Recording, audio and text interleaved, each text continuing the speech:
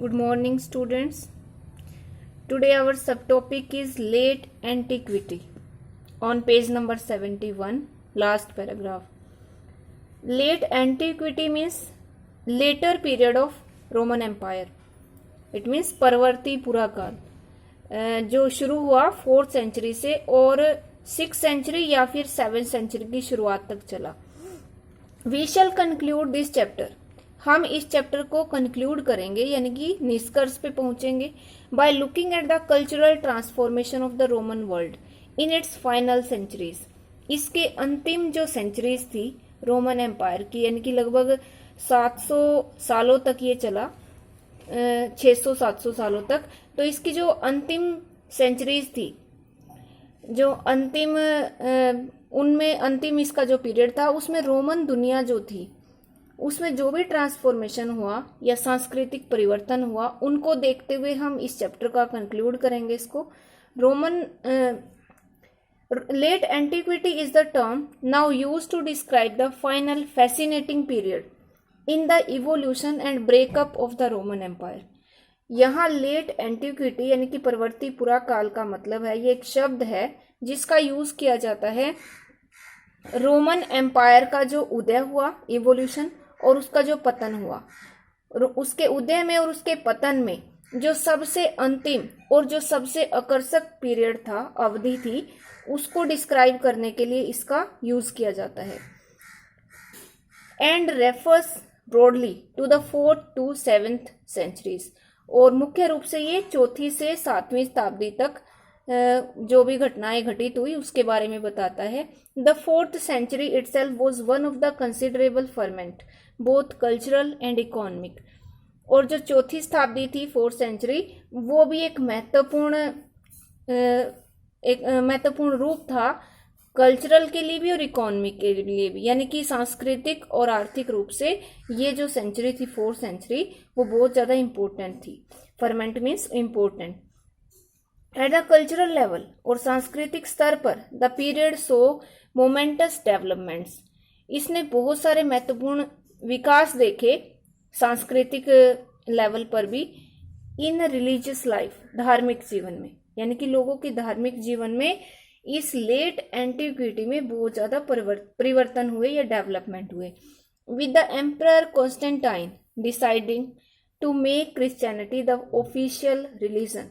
और इसमें सबसे महत्वपूर्ण बदलाव क्या था? जो सम्राट था कॉन्स्टेंटाइन, 4th सेंचुरी में शुरू हुआ था इनका जो टाइम पीरियड था, उन्होंने ये फैसला किया कि वो ईसाई धर्म को राज्य धर्म बनाएंगे, यानी कि अपने एम्पायर का एक ऑफिशियल रिलीजन क्रिश्चियनिटी को बनाएंगे. And with the rise of Islam in the 7th century. और 7वीं शताब्दी के शुरू में इस्लाम का उदय हुआ, वो भी एक रिलीजियस लाइफ में डेवलपमेंट था. But there were equally important changes in the structure of the state. राज्य के ढांचे में भी बहुत परिवर्तन हुए. And that began with the emperor Diocletian and it may be best to start with this.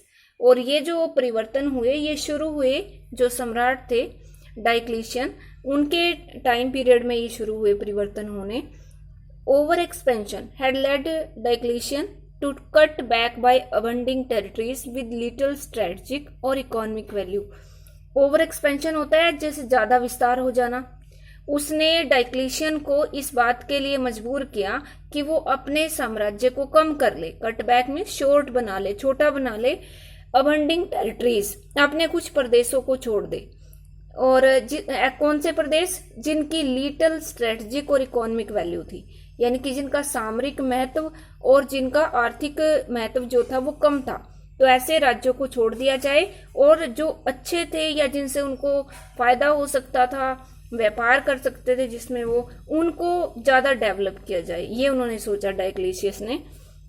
डाइक्लिशियन also fortified the frontiers. और डाइक्लिशियस ने जो सीमाएं थी राज्यों की, उनको भी फोर्टिफाइड किया, किले बनाए, यानी कि उन सीमाओं पर. रीऑर्गेनाइज्ड प्रोविंशियल बाउंड्रीज, और जो प्रांतों की सीमाएं थी उनको दोबारा से संगठित किया. Separated civilian from military functions, और जो नागरिक कार्य थे उनको सैनिक कार्यों से अलग किया. Granting greater autonomy to the military commanders. और जो मिलिट्री के सेनापति थे उनको ज़्यादा ग्रेटर ऑटोनॉमी मीन्स ज़्यादा स्वायत्तता दी। स्वायत्तता होती है जब किसी को पूरे अधिकार मिल जाते हैं अपनी इच्छा से काम करने की। Who now became a more powerful group. और जैसे ही उनको ऑटोनॉमी मिली तो वो एक बहुत ज़्यादा पावरफुल शक्तिशाली वर्ग बन गया। कॉन्स्टेंटाइन जो थे वो डायक्लिशियन के बाद आए थे। Constantine consolidated some of these changes. तो कॉन्स्टेंटाइन ने क्या किया, इन बदलावों को और मजबूत किया। And added others of his own, और अपने खुद के बदलाव भी इसमें शामिल किए। ही चीफ इनोवेशंस, उनके मुख्य नए परिवर्तन थे वर इन द मोनेटरी स्फीयर्स। सबसे ज्यादा परिवर्तन उन्होंने मुद्रा प्रणाली के क्षेत्र में किए। Where he introduced a new domination the solidus, जहां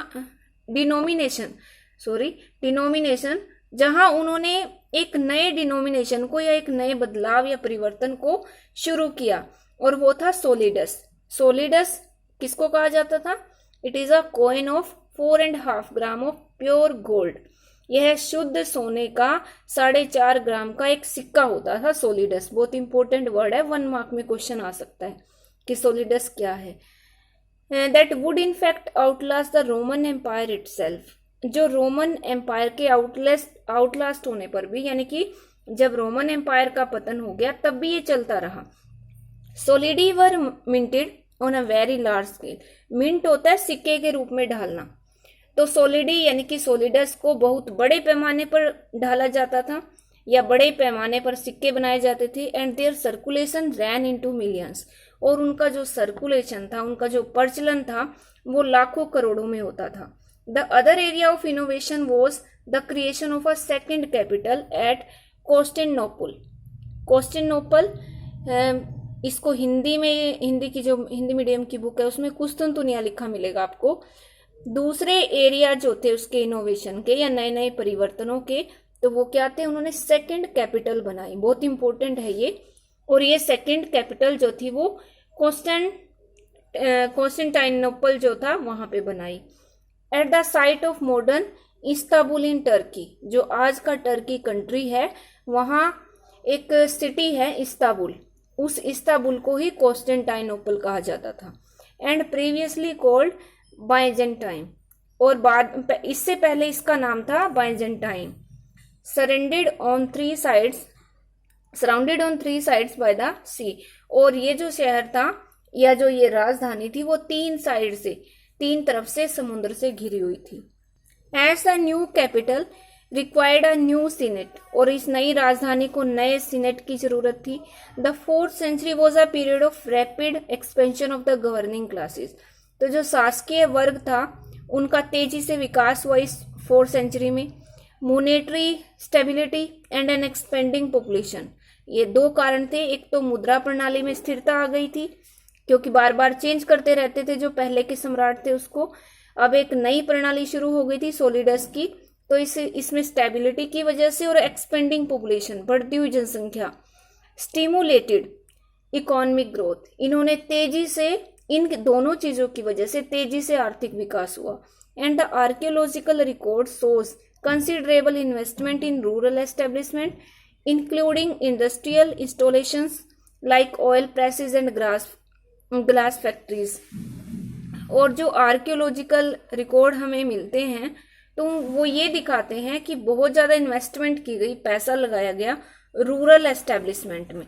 रूरल एस्टेब्लिशमेंट मतलब ग्रामीण एरिया में उद्योग स्थापित किए गए, जिसमें इंडस्ट्रियल इंस्टॉलेशन शामिल थे, उद्योग शामिल थे, जैसे कि तेल निकालने की प्रेस, ग्लास की फैक्ट्रियां, in newer technology such as screw presses, जैसे स्क्रू होता है पेंच, मल्टीपल वाटर मिल यानी कि एक से ज्यादा water mill, and in a revival of long distance trade with the east. और इसमें शामिल था पूर्व के साथ एक लंबी दूरी का व्यापार।